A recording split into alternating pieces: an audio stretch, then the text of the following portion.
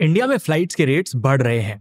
Last year Delhi से मुंबई की जो टिकट 5,000 रुपीज की थी, वही टिकट अब 7,000 रुपीज से ज्यादा की है। 2019 से कंपेयर करें तो हमारे डोमेस्टिक एयरफेयर्स 43% बढ़ गए हैं, और ये तो बस 2024 के फर्स्ट 6 मंथ्स का डेटा है। बट ये सिर्फ इंडिया में नहीं हो रहा, एशिया पैसिफिक और वेस्ट एशिया के रीजन्स में भी ऐसा ही हो रहा है। वियतनाम में तो प्राइसेस 63% से बढ़ गए हैं। इंटरनेशनल फ्लाइट्स भी और कॉस्टली होते जा रहे हैं। इंडिया और वियतनाम में 16% एयरफेयर राइज हुआ है, यूएई में 22% और मलेशिया में भी 21%।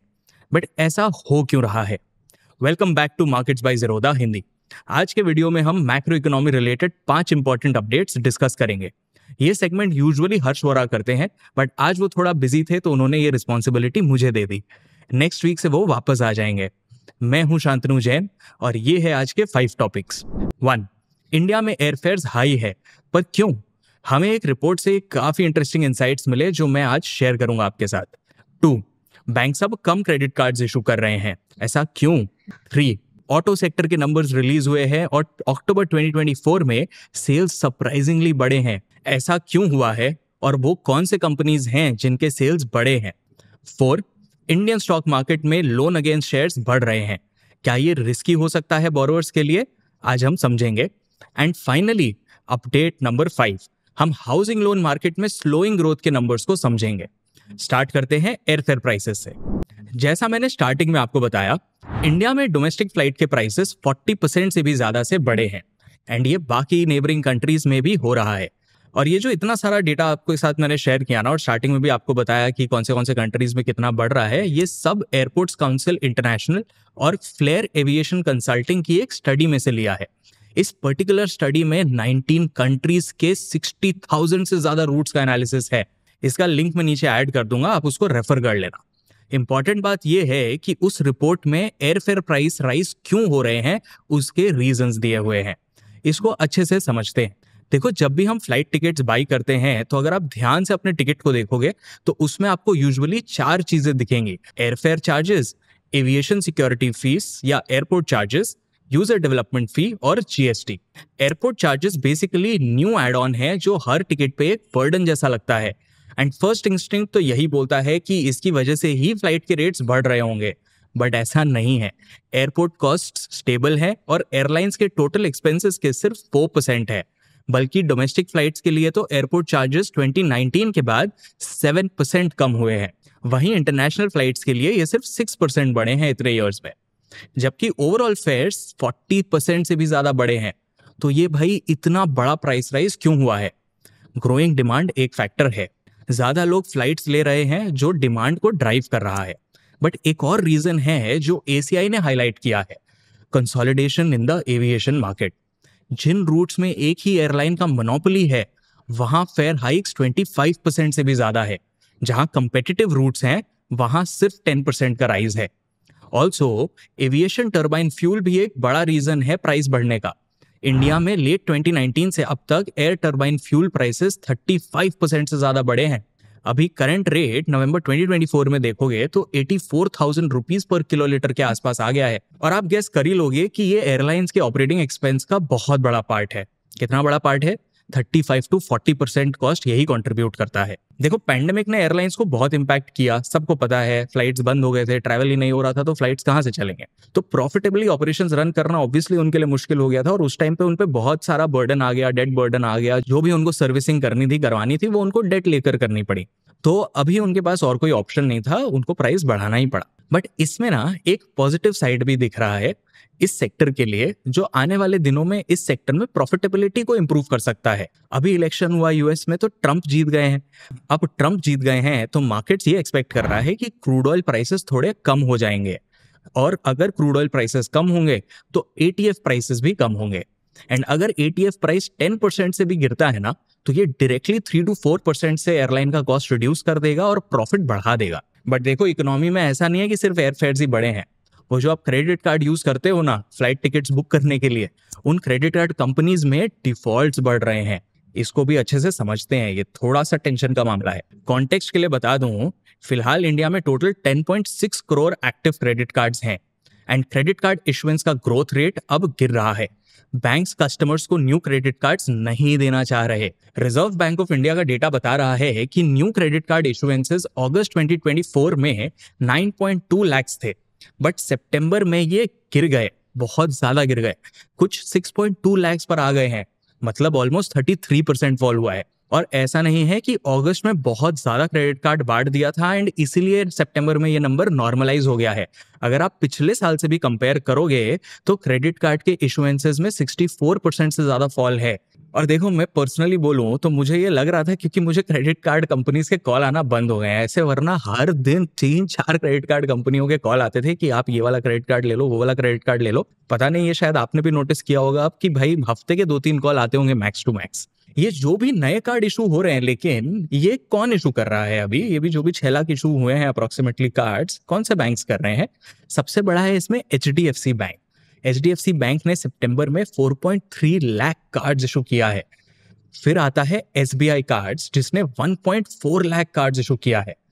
फिर एक्सिस बैंक ने भी 53,000 कार्ड्स इशू किया है। अगर ICICI बैंक देखें तो उन्होंने सिर्फ 4,000 कार्ड्स इशू किया है, जो कि एक मिनिमल नंबर है इतने बड़े बैंक के लिए।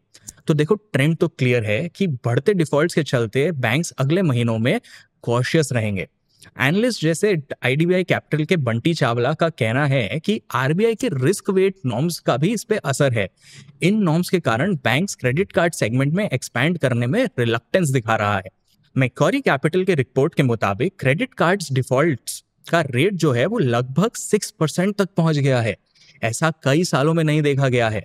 मैक्वारी कैपिटल के जो हेड हैं फाइनेंशियल सर्विसेज के, सुरेश गणपति, इनका कहना है कि ये डिफॉल्ट्स खासकर मिडिल इनकम कस्टमर्स में ज्यादा देखने को मिल रहा है। इस सेगमेंट में रेगुलेटरी कंस्ट्रेंट्स के चलते पर्सनल लोन्स के रीफाइनेंसिंग में मुश्किलें आ रही हैं। पर क्या ऐसा हो रहा है कि जिनके पास क्रेडिट कार्ड्स है एंड जो टाइम पे करते हैं वो अब ज्यादा ट्रांजैक्शंस कर रहे हो? नहीं, ट्रांजैक्शन वॉल्यूम में भी फॉल आया है, लेकिन एवरेज ऑर्डर वैल्यू अगर आप देखोगे ना, जो भी ये ट्रांजैक्शंस होते हैं वो जरूर बढ़ा है। तो रिपोर्ट्स बता रहे हैं कि फेस्टिव सीजन में क्रेडिट कार्ड पर स्पेंडिंग बढ़ने से ओवरऑल एक्सपेंडिचर अगस्त में 1.69 लाख करोड़ रुपीस से बढ़ के सितंबर में 1.77 लाख करोड़ रुपीस पे पहुंच गया है। ये मंथ ऑन मंथ 4.7% और ईयर ऑन ईयर 23.8% का इंक्रीज बताता है। ये काफी डिसेंट इंक्रीज है। बट देखते हैं आगे आने वाले मंथ्स में क्या होगा। कंजम्पशन एक्सपेंडिचर क्रेडिट फ्यूल्ड ही रहेगा या कंज्यूमर्स थोड़ा सेंसिबली स्पेंड करेंगे, कम खर्च करेंगे? इसी नोट पे चलते हैं नेक्स्ट स्टोरी की तरफ, ऑटो सेल्स बूम की तरफ। अक्टूबर 2024 में पैसेंजर व्हीकल्स में बम्पर जंप हुआ है। जितने लोग लिंक्डइन पे पोस्ट बना के डाल रहे थे कि सितंबर डेटा देख के इंडिया स्लो डाउन हो रहा है, ऑटो कंपनीज के पास इन्वेंट्री पाइल अप हो रही है, अब इकोनॉमी खतरे में है, आप लोग ये डेटा थोड़ा ज्यादा ध्यान से देखना और समझना। फेस्टिवल सीजन और डिस्काउंट्स के कारण पैसेंजर व्हीकल सेगमेंट में कस्टमर डिमांड स्ट्रांग रहा है। एक एक करके मेजर कंपनीज के सेल्स जो बड़े हैं मैं आपसे डिस्कस करता हूँ। मारुति सुजुकी इंडिया लिमिटेड ने 2 लाख से ज्यादा गाड़ियां बेची हैं। उन्होंने अपना हाईएस्ट मंथली वॉल्यूम अचीव कर लिया है। इसमें से 1.6 लाख से ज्यादा गाड़ियां डोमेस्टिक मार्केट में सेल हुई है।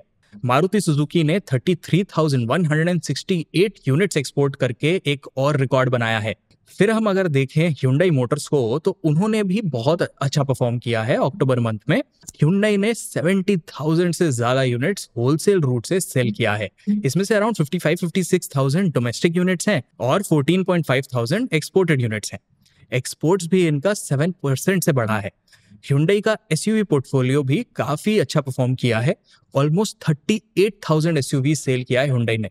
इसमें अकेले Hyundai क्रेटा के ही अराउंड 17,500 यूनिट्स हैं। टाटा मोटर्स का लेकिन डोमेस्टिक पैसेंजर व्हीकल्स होलसेल में ईयर ऑन ईयर कोई खास चेंज नहीं आया है। अक्टूबर में इन्होंने अराउंड 48,000 यूनिट सेल किया है, जो पिछले महीने से कुछ 100-200 यूनिट्स ही कम होगा।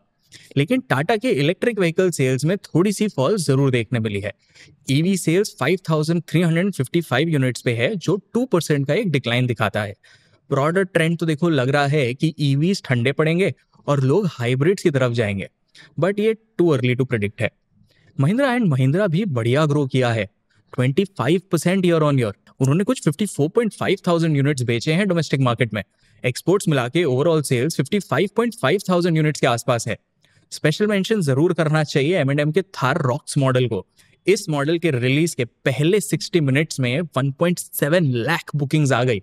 तो इनका एसयूवी लाइनअप का डिमांड तो काफी स्ट्रांग लग रहा है। टोयोटा किर्लोस्कर एंड किया भी अच्छा ग्रो किए हैं। मैंने एक आर्टिकल का लिंक डिस्क्रिप्शन में डाल दिया है, वहां आपको ये सारे स्पेसिफिक नंबर्स भी मिल जाएंगे अगर आपको इसमें कुछ एनालिसिस वगैरह करना हो तो। All in all October 2024 Indian passenger vehicle market के लिए काफी अच्छा रहा।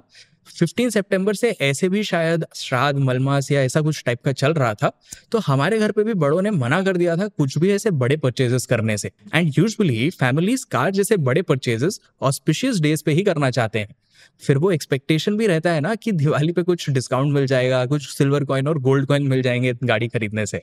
तो किसी भी फेस्टिवल के आसपास ऐसा डिमांड स्लो डाउन देखने मिल सकता है, क्योंकि लोग जेन्युइनली डिले कर देते हैं अपना डिलीवरी लेना या अपना पेमेंट्स वगैरह करना। एंड लिंक्डइन पे तो हल्ला हमें एकदम भी इतना जल्दी नहीं करना चाहिए कि इकोनॉमिक स्लो डाउन आ गया है। अब कार सेगमेंट में तो अक्टूबर में बुल रन आ गया है, बट ये जो मार्केट का भी बुल रन है ना, इसमें एक बहुत डेंजरस ट्रेंड सामने आ रहा है। लोग ज्यादा लोन लेकर मार्केट में लगा रहे हैं। अभी रिसेंटली मैंने एक बड़े न्यूज़पेपर का एक आर्टिकल देखा जिसमें एक कपल का कवरेज था। उसमें लिखा था कि बंदे ने लोन लिया कुछ 8-9% 10% पे और पैसा मार्केट में लगा दिया और फिर फायर अचीव कर लिया। भाई बहुत ही डेंजरस फाइनेंशियल बिहेवियर है ये बिल्कुल ही रिकमेंडेड नहीं है। इसके अराउंड कुछ नंबर्स देखते हैं। एज पर आरबीआई, इंडिया में शेयर्स और बॉन्ड्स के अगेंस्ट लोन्स बहुत तेजी से बढ़ रहे हैं। 27% ईयर ऑन ईयर इंक्रीज देखने मिला है। अगस्त 2024 के एंड तक ये नंबर 9.7 thousand करोड़ रुपीस तक पहुंच गया है। ओवरऑल पर्सनल लोन का ग्रोथ रेट 14% ही है। मतलब ये सेगमेंट जिसमें लोग पर्सनल लोन लेकर मार्केट में पैसा लगा रहे हैं, वो स्पेसिफिकली बहुत हाई है। लोन्स अगेंस्ट शेयर या लैस एक सिक्योर्ड लोन टाइप है जिसमें इन्वेस्टर्स अपने शेयर्स को गिरवी रख देते हैं और उसके अगेंस्ट लोन ले लेते हैं। शेयर्स की ओनरशिप उनके पास ही रहती है और उसके अगेंस्ट उनको एक उस एसेट के बदले लोन मिल जाता है। तो मान लो अगर आपका शेयर का पोर्टफोलियो 10 लाख का है तो आपको 4.5 to 5 लाख का लोन आराम से मिल जाएगा। इन लोन्स के रेट्स भी यूजुअली 10 to 12% के बीच होते हैं। तो बहुत लोगों को लगता है कि ये लोन लेकर वो स्टॉक्स में लगा दें और पैसा बना लें, पर मैं फिर से बता दूं कि ये रिस्की है। अच्छा, आप देखें अगर एनबीएफसी और बैंक्स के पर्सपेक्टिव से तो ये एक उतना बड़ा प्रायोरिटी उनके लिए है नहीं। ये सेक्टर उनके लिए इतना कुछ खास है नहीं। इतने हाई ग्रोथ होने के बाद भी लोन अगेंस्ट शेयर्स इंडिया के कैश मार्केट के टोटल ट्रेडिंग टर्नओवर का सिर्फ कुछ 0.05% है। लेकिन स्टॉक्स और म्यूचुअल फंड में रिटेल पार्टिसिपेशन बढ़ने के कारण इसका यूजर बेस लगातार एक्सपैंड कर रहा है। मिराय एसेट फाइनेंशियल सर्विसेज के सीईओ कृष्णा कन्हैया के हिसाब से digital loans against mutual funds की भी डिमांड बढ़ी है। लोग इन लोन्स का इस्तेमाल घर या ऑफिस के रिनोवेशन, बिजनेस के वर्किंग कैपिटल और अनएक्सपेक्टेड मेडिकल एक्सपेंसेस के लिए भी कर रहे हैं। देखो, अगर लोगों का बहुत बड़ा पोर्टफोलियो होता है, उनके पास बहुत एक्सेस वेल्थ है, एक्स्ट्रा कैपिटल है और वो म्यूचुअल फंड्स में डिप्लॉयड है, तो वो ही अपने शॉर्ट टर्म नीड्स को फुलफिल करने के लिए ले सकते हैं लोन। उनका अगर बिजनेस अच्छा चल रहा है और वहां उनको 30-40% का रिटर्न ऑन कैपिटल एम्प्लॉयड देखने मिल रहा है, तो वो ये 10-12% पे लोन लेके अपना काम चला सकते हैं। बट अगर ये छोटे छोटे रिटेल इन्वेस्टर लोन लेकर इन्वेस्ट कर रहे हैं वापस मार्केट में, तो वो स्पेसिफिकली थोड़ा रिस्की है। स्मॉल केस के वीपी ऑफ बिजनेस विपुल रावल कहते हैं कि ये ट्रेंड जो अभी लोन अगेंस्ट शेयर्स का है, ये डिजिटाइजेशन की वजह से बढ़ा है। जो एक इंप्रूव्ड इंफ्रास्ट्रक्चर के जरिए अब सीमलेस बन गया है, तो इजी हो गया है ये सारा लोन लेना। तो ये पेनिट्रेशन इंक्रीज होता जा रहा है, बट ये रिटेल में इंक्रीज होता जा रहा है, which can be a problem over a period of time. Rawal ये भी नोट करते हैं कि जो लोन अगेंस्ट शेयर्स में नॉन परफॉर्मिंग एसेट्स होते हैं ना, वो काफी लो होते हैं। तो फ्रॉम अ बैंक पर्सपेक्टिव और फ्रॉम अ एनबीएफसी पर्सपेक्टिव उनके लिए बहुत ज्यादा रिस्की नहीं है, क्योंकि वो दो चीज पक्का इंश्योर कर लेते हैं इन लोन्स को देते टाइम। एक तो ये जो एसेट ले रहे हैं वो बहुत ही लिक्विड एसेट है, वो शेयर्स और म्यूचुअल फंड्स कभी भी बेच सकते हैं। प्लस जो वो आपको लोन दे रहे हैं वो बस आपका 50% अप्रोक्सीमेटली पोर्टफोलियो का दे रहे हैं, तो वहां पे भी वो कंजर्वेटिव खेल रहे हैं। तो ध्यान आपको देना है ये सब लोन लेने के टाइम पर, ये बैंक्स वगैरह के लिए बहुत रिस्की नहीं है।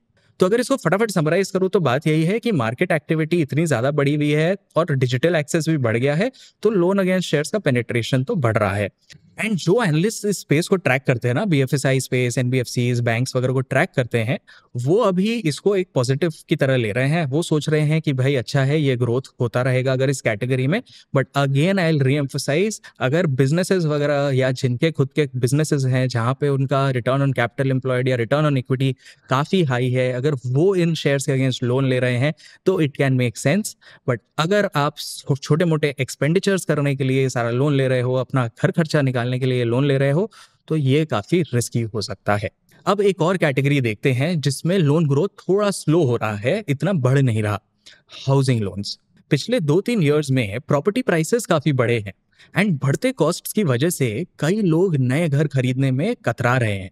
एज पर आरबीआई, अगस्त 2024 में हाउसिंग लोन्स की ईयर ऑन ईयर ग्रोथ सिर्फ 13.1% पे है। ये काफ़ी कम है। लास्ट ईयर यानी अगस्त 2023 में ये 40.5% पे था।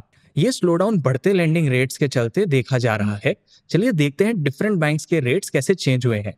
स्टेट बैंक ऑफ इंडिया के होम लोन रेट्स 2021 में कुछ 6.5-7% के आसपास थे, बट 2024 में ये बढ़ के 8.5 to 9.7% हो गए। इसी तरह बैंक ऑफ बड़ौदा के रेट 6.5% से 8.5% के आसपास चले गए हैं।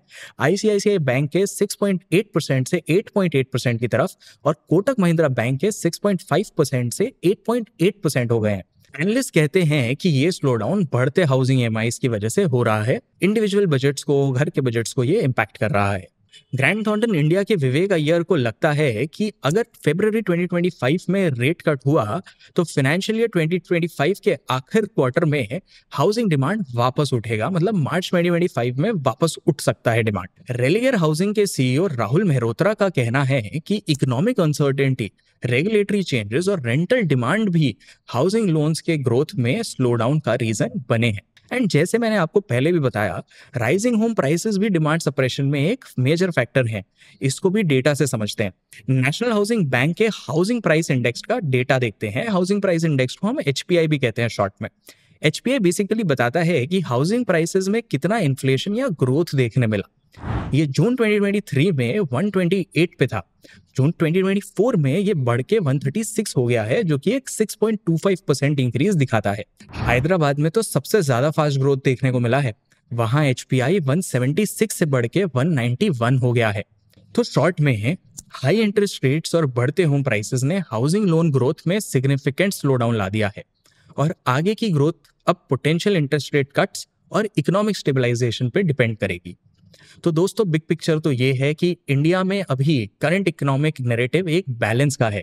Balance between growth and caution, balance between resilience and constraints, record high airfares, cautious lending in credit cards और स्टॉक मार्केट के लिए बढ़ते लोन्स से समझ आता है कि इंडियन कंज्यूमर्स और बिजनेसेस तो ऑप्टिमिस्टिक हैं इकोनॉमी को लेके, बट साथ ही साथ वो high inflation and high interest rates की वजह से थोड़े कॉशियस भी हैं।